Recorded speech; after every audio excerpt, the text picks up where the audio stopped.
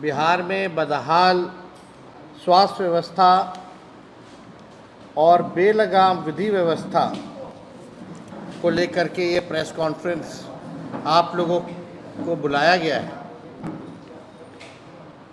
और आप सब लोग जान रहे हैं कि बिहार के स्वास्थ्य मंत्री मंगल पांडे जी ने ऐसा ग्रहण लगाया है बिहार के स्वास्थ्य व्यवस्था पर कि लोगों का सर दर्द का भी इलाज नहीं हो पा रहा है। और ये मंगल पांडे नहीं बल्कि अमंगल पांडे है। आज इसको लेकर के आप सब लोग जानते हैं कि मुजफ्फरपुर कांटी में जो घटना हुई, मुजफ्फरपुर के कुर्दी में जो घटना हुई, उसके बाद जिस प्रकार से उनके परिजनों का मृतक जो बच्ची थी, उनके परिवार का जो शिकायत कि चरमराया स्वास्थ्य व्यवस्था को लेकर के उन्होंने पोल खोला और ये पूरे बिहार में यही स्थिति बनी हुई है। हम लोग पक्ष हैं, विपक्ष है, सरकार है, लेकिन बिहार के भविष्य के साथ खिलवाड़ नहीं होनी चाहिए। एक सकारात्मक राजनीति होनी चाहिए और सकारात्मक राजनीति में हम लोग अपेक्षा करते हैं कि सभी लोग जो हैं बिहार के लोगों के लिए काम करें। विपक्ष जो है जनता की आवाज़ है, सरकार को आईना दिखाने का काम करता है, लेकिन सरकार की जिम्मेवारी बनती है कि व्यवस्था को और बेहतर करे और आसान करे और बेहतर व्यवस्था लोगों को दे।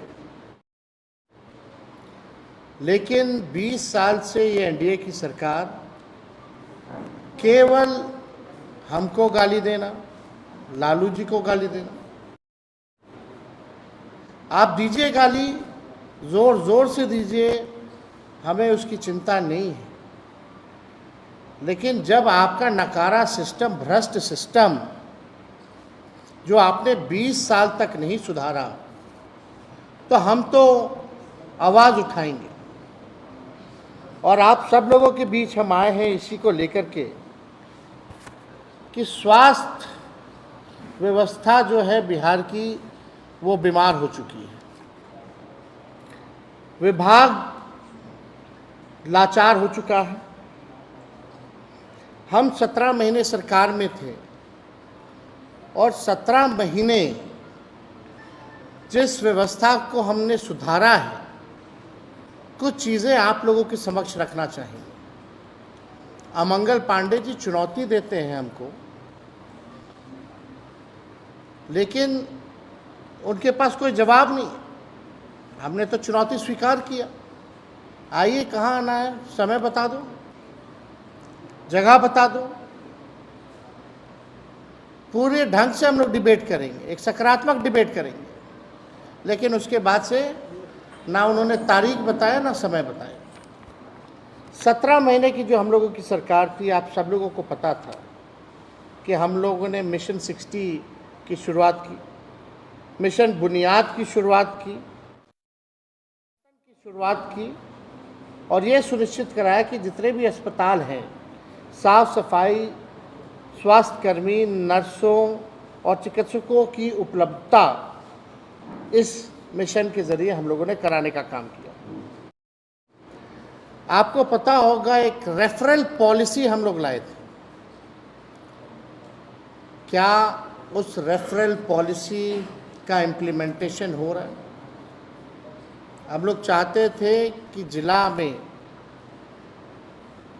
ऐसी व्यवस्था हो ताकि उनको बहुत अति गंभीर मसला हो तभी जो है उसको रेफर किया जाए, और उसके लिए एक पॉलिसी बनाई गई थी। तो जो घटना कुर्दी का हुआ, मुजफ्फरपुर में पहले इलाज हुआ, फिर पटना रेफ़र किया गया पटना रेफर किया गया तो 4-5 घंटे लगे और इसी चलते उस बच्ची की जान चली गई। क्या रेफरल पॉलिसी जो हम लोगों ने बनाया था, क्या उसका पालन किया जा रहा है? जिलाओं के अस्पतालों में विशेषज्ञ डॉक्टरों की नियुक्ति हम लोगों ने कराने का काम किया। स्वास्थ्य उपकरण की उपलब्धता हम लोगों ने कराई। दवाएं जो 278 फ्री में मिला करती थी, हमारे आने के बाद 611 मुफ्त में दवाएं जो है मिलने लगी। और यही नहीं, जो लापरवाह डॉक्टर थे, देश के इतिहास में किसी राज्य में एक साथ 700 डॉक्टर का बर्खास्त किसी और सरकार ने नहीं किया, बल्कि वैसे डॉक्टर जो 10 साल से 5 साल से जो अस्पताल नहीं आते थे, काम पे नहीं आते थे, उसको ले जाकर के कैबिनेट से हमने 700 डॉक्टरों को हमने जो है बर्खास्त करने का काम किया।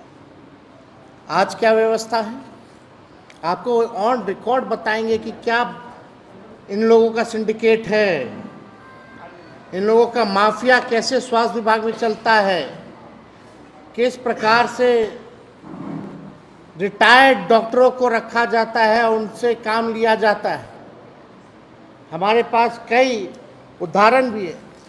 लेकिन उससे पहले हम लोगों ने पब्लिक हेल्थ कैडर लाया था, जिसमें 1,60,000 लोगों की बहाली होनी थी। हम कैबिनेट भी ले गए, मुख्यमंत्री जी द्वारा रोका भी गया। लेकिन अब क्या हो रहा है, क्यों नहीं पब्लिक हेल्थ कैडर को लागू किया जा रहा है, जहां डॉक्टरों की, नर्सों की, स्टाफों की, सबकी भर्ती होनी थी, ताकि कोई चीज़ में कमी ना रहे, मरीजों को इलाज हो जाए। चाहे टेक्नीशियंस हों, उनकी उपलब्धता हो, नर्सेज, डॉक्टर्स, जो भी ज़रूरत की चीज़ें अस्पताल में होनी थी, उसके लिए हम लोगों ने पब्लिक हेल्थ कैडर लाने का काम किया। लेकिन ये नकारा सरकार को कोई मतलब नहीं है कि भर्ती जो है वो कराया जाए। कितना पद का सृजन हम लोगों ने कराया स्वास्थ्य विभाग में, सब लोगों को पता है।